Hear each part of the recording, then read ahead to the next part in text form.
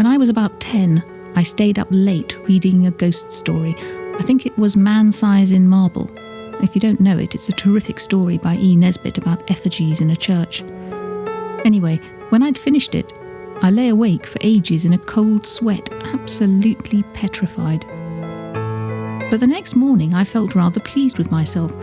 I was quite proud of the fact that I'd been scared rigid by a story. And ever since then I've loved ghost stories, particularly in the autumn when the clocks go back.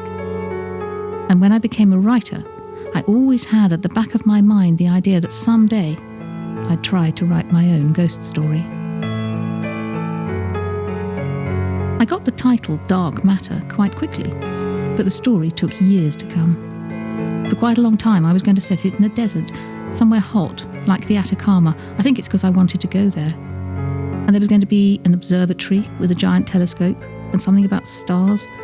But then I realised that this was really more science fiction than ghost story, so I shelved it.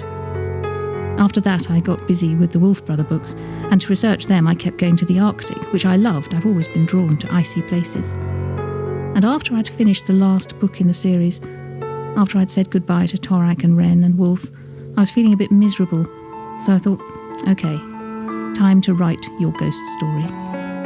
I knew pretty soon that it was going to be set in the Arctic, and I was still missing Wolf, so I think that's why there's a husky dog in it.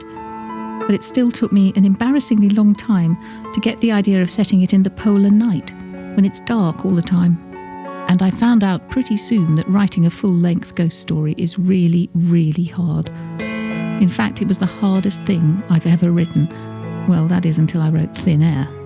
Dark Matter needed by far the most rewriting, twice as much as any of my previous books. And that was all before I ever showed it to anyone else. But it was also the most rewarding story I've ever written.